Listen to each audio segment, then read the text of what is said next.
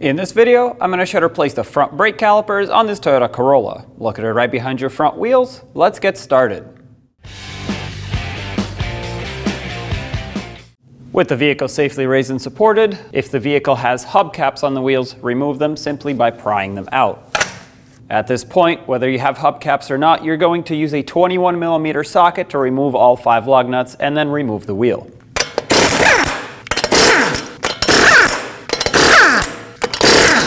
With those off, remove the wheel. Now from the back side of the caliper, with a 14mm wrench or ratchet and socket, remove the 2 bolts holding the caliper onto the bracket on these slider pins. With them broken free, you should be able to remove them by hand.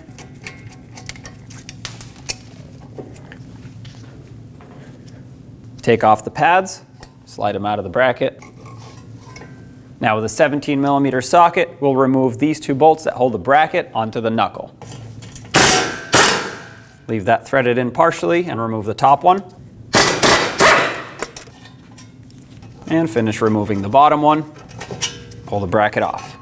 Now assuming that this was your new caliper, which I know mine is not, but regardless it would look the same, here and here you want to apply a thin coat of silicone paste that is rated for high temperatures or for brakes, or brake grease to coat the area and prevent it from rusting underneath the anti-rattle clips. The anti-rattle clips need to get hooked in the correct way, so with the spring and the hook facing towards the outer parts of the caliper and also on the inboard side, not the outboard side.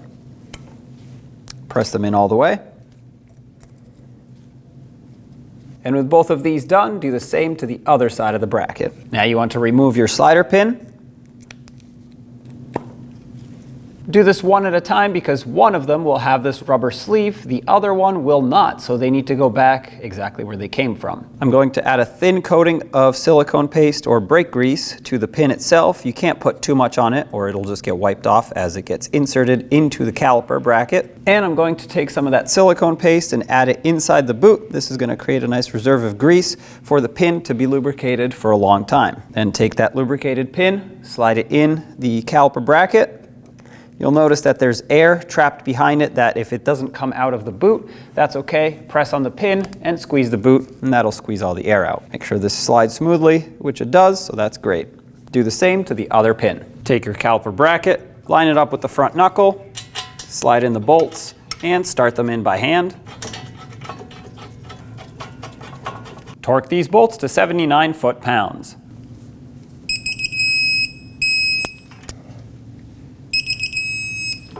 Now let's put in our brake pads, making sure that the wear indicator goes on the top of the bracket. Slide them in at an angle, push and twist. Make sure they're seated. There we go. Make sure they move smoothly and they're not bound up. On the back of the caliper, right here, the banjo bolt is a 14mm in size, so use a socket or a wrench and remove it. Have a collection bucket underneath to catch the fluid. All right, release that, let the caliper drain. Pull out the banjo bolt as well as the old washers that seal it up. A trick to stop this from leaking is to stick a valve stem from a tire or a wheel right through it. Now, if you had your new caliper, you take it and put it right over the pins and the bracket, and the pads. Have your bolts ready to tighten up. We'll stick these in, bottom them out, and torque them to 25 foot-pounds. It's time to get our brake hose reattached to the back of the caliper. So I'm going to pull out my plug.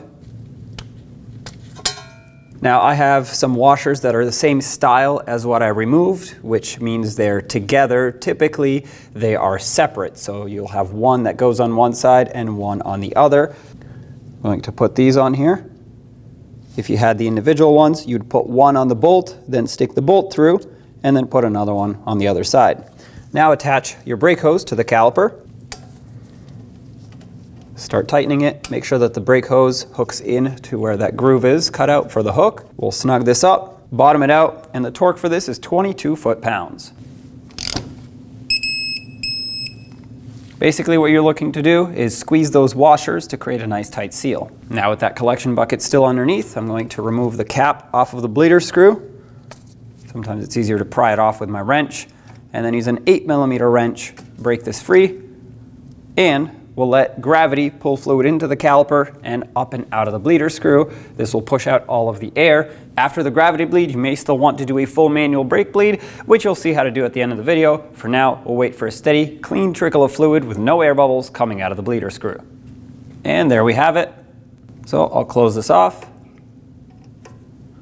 snug it, just give it just a little extra. That's plenty tight right there. Then you want to use some brake parts cleaner and spray the area that has brake fluid on it to get rid of all the brake fluid.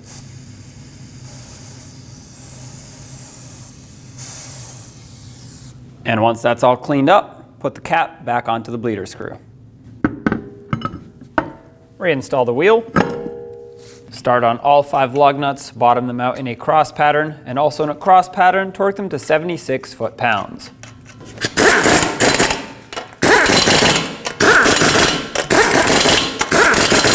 76 foot-pounds in a cross pattern, here we go.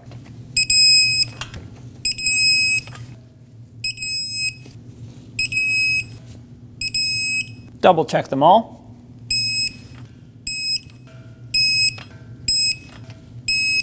If your wheels had hubcaps, put them back on. Just make sure you line up the cutout with the valve stem so it can actually go on.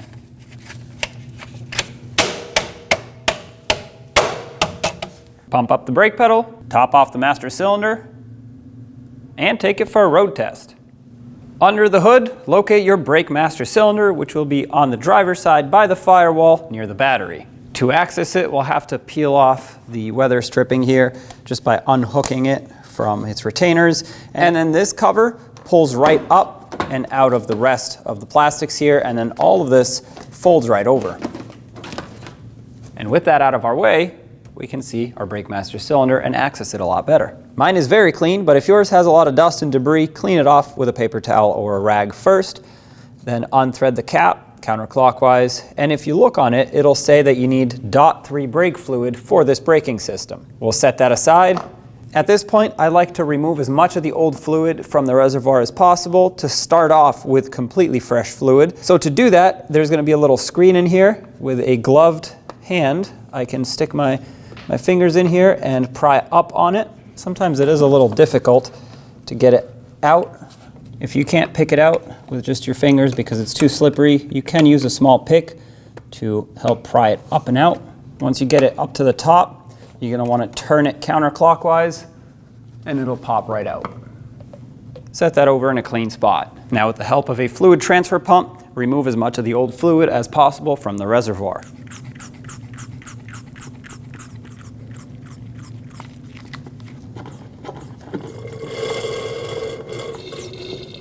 All right, that's as much as I'm going to get out of it.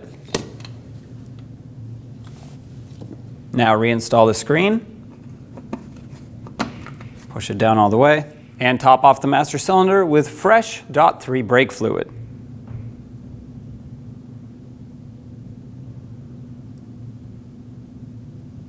Cap it off. The bleed sequence for this vehicle starts at the right rear caliper, then moves on to the left front, so goes across, then top off the master cylinder after you've bled the second one, then you move on to the left rear, then the right front to finish it off. After that fourth one, top off the master cylinder once again, then repeat the procedure in the same sequence if you think you have more air in the system until you're happy with how the brake pedal feels and you have no more air. Here we are at the right rear caliper, which is our first one. Like I said, I'm going to remove the bleeder screw cap. I have an 8mm wrench ready, and in my case I have this hose connected to a collection receptacle. If you don't, just put a drain pan underneath. I have an assistant in the vehicle ready to pump up the brake pedal and hold pressure on that brake pedal. Go ahead and pump, please. And they're holding pressure, so I'm going to use my 8mm wrench, open up the bleeder screw. That pedal hit the floor, so I'm going to close it up and go ahead and pump again. We're going to repeat this process till we have no more air and clean fluid coming out of this bleeder screw. Okay, let's do it one last time. Go again.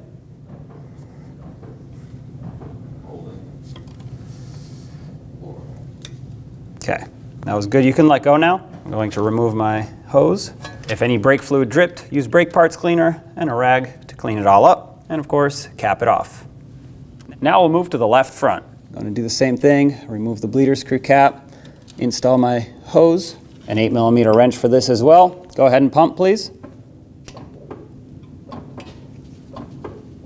All right, holding pressure.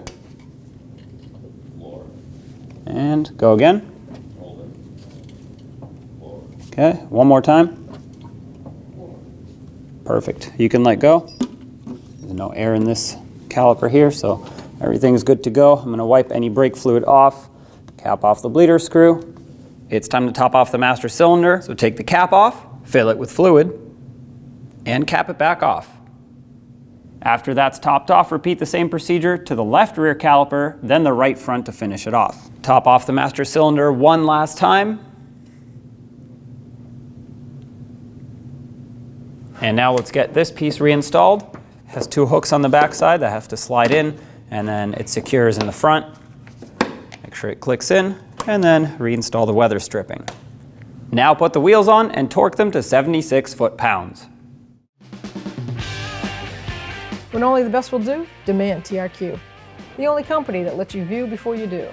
TRQ is committed to offering the highest quality aftermarket auto parts that are engineered for peace of mind. Thanks for using and viewing with TRQ.